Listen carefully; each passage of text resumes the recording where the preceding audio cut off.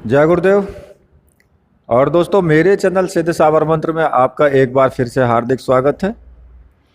और देखिए, आज का वीडियो आपके लिए बहुत ही महत्वपूर्ण है, क्योंकि मुझसे कुछ व्यूअर्स ने सवाल किया था कि अक्सर अप्सरा साधना जब हम करते हैं तो साधना खंडित हो जाती है। साधना खंडित कैसे होती है? आपका ब्रह्मचर्य व्रत टूट जाता है, और अक्सर यही होता है ज़्यादातर। तो उसी के संबंध में मैं ये वीडियो आज मैं बना रहा हूँ कि ऐसा हम क्या करें कि हमारा ब्रह्मचर्य व्रत खंडित ना हो। तो वीडियो बनाने से पहले, आगे मैं ये सब बताने से पहले एक बार आपसे रिक्वेस्ट करूँगा कि वीडियो को पूरी देखें, स्किप ना करें। और क्योंकि अगर आप स्किप कर देंगे तो फिर आपको पता नहीं लगेगा कि क्या क्या मैंने बता दिया है। तो इस वीडियो को थोड़ा ध्यान से सुनें। देखिए, जब आप अप्सरा साधना में लगते हैं, स्टार्ट करते हैं, शुरुआत कर देते हैं, तो कुछ दिन गुजरने के बाद में या तो आपका ब्रह्मचर्य व्रत खंडित हो जाता है। अब वो कैसे खंडित होता है कि कई बार क्या होता है कि हमें स्वप्न दिखाई देता है।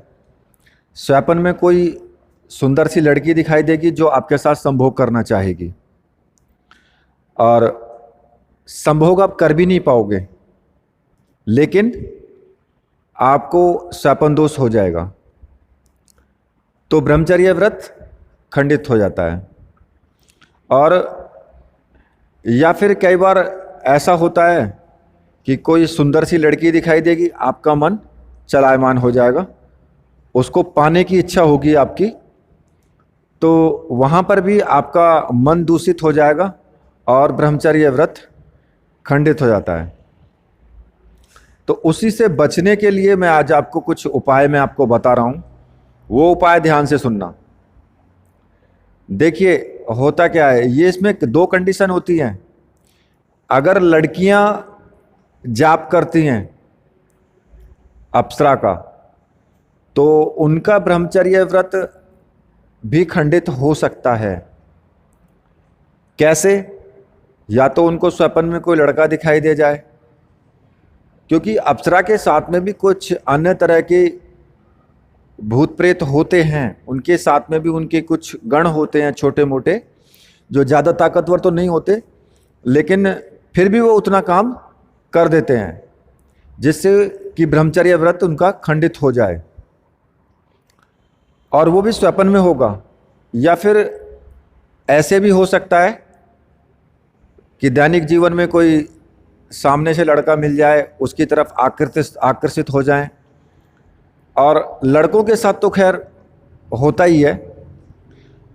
तो मैं आपको इस संबंध में कि आप किस तरह से इससे बचें, सबसे पहला कि आपको मन वचन कर्म तीन चीज से तो पवित्र रहना ही रहना है।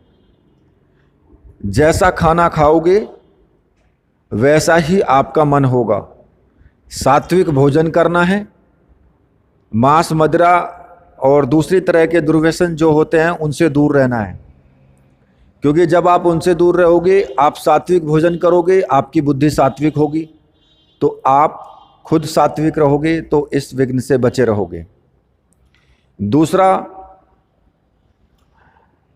कि आपको ये सोचना है कि मैं साधना कर रहा हूँ, और साधना करते टाइम मुझे इन सब चीज़ों से दूर रहना है।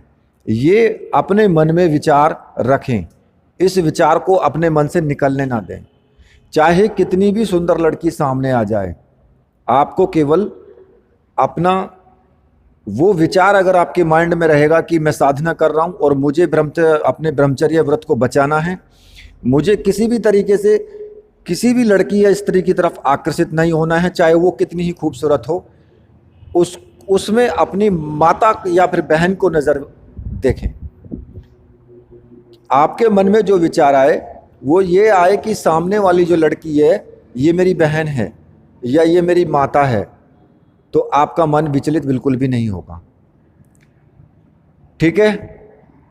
दूसरा, अपने गुरु और इष्ट देव उनकी पूजा रोज करें, उनका मंत्र जाप रोज करें सुबह के टाइम, और उनसे आपको प्रार्थना करनी है, अपने इष्ट देव से भी और अपने गुरुदेव से भी, और दोनों के ऊपर संपूर्ण विश्वास होना चाहिए।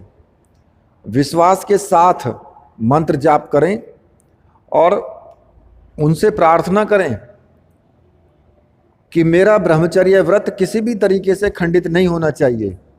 अब ये नैया मेरी आपके हवाले है, आपके हाथों में है। आप जानते हैं कि मुझे क्या करना है, उसी तरीके से मुझे दैनिक जीवन में चलाएं और साधना करवाएं।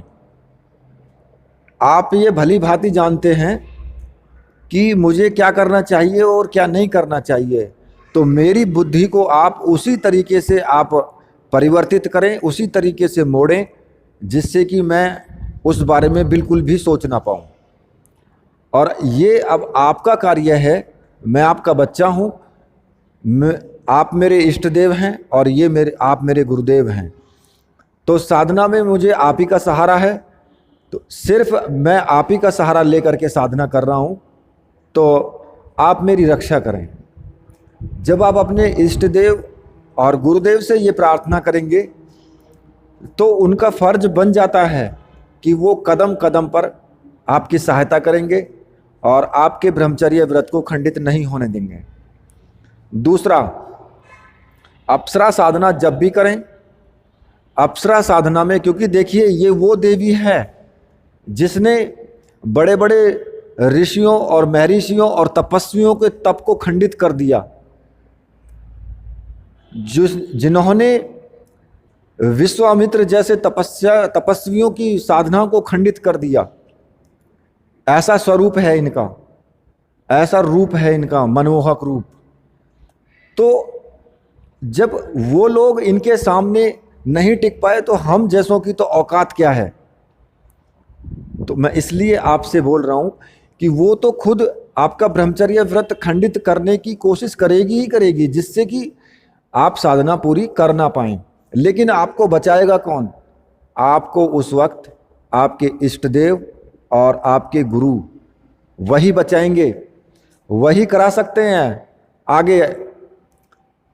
तो अब ये क्या करती है, ये जब आप सो जाएंगे, आपके मन में जो विचार आएंगे अप्सरा के प्रति, अगर उसको आप मित्र मान रहे हैं, सुंदरता के रूप में देखना है, अगर उसमें जरा भी आपके मन के अंदर भाव आया, वासनात्मक भाव आया, तो आपको सपने में ये तुरंत आपका ब्रह्मचर्य व्रत खंडित कर देंगी, क्योंकि इनको एक मौका मिल जाएगा कि आप गलती कर रहे हैं। आपके इष्ट देव और गुरुदेव से भी ये उस बात को कह सकती हैं फिर कि मेरी गलती नहीं है, इन्होंने ऐसा सोचा है, और सोचने के उपरांत अब मेरा जो भी मन में आएगा मैं वो, अब मेरा अधिकार है, मैं वो करूंगी। तो वो आपके ब्रह्मचर्य व्रत को उस वक्त तक खंडित कर देगी और कोई भी नहीं रोक पाएगा। तो मैं आपको ये सलाह दे रहा हूं कि आप अपने इष्ट देव और गुरुदेव से ये प्रार्थना करके चलें कि मेरे मन में ऐसा विचार आए ही ना।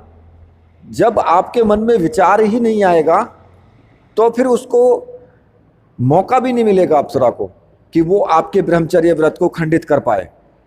अगर आपके मन के अंदर विचार नहीं आएगा ना, तो मैं 100% नहीं 101% दावे के साथ कहता हूं कि आपका ब्रह्मचर्य व्रत खंडित नहीं होगा, बिल्कुल भी खंडित नहीं हो सकता।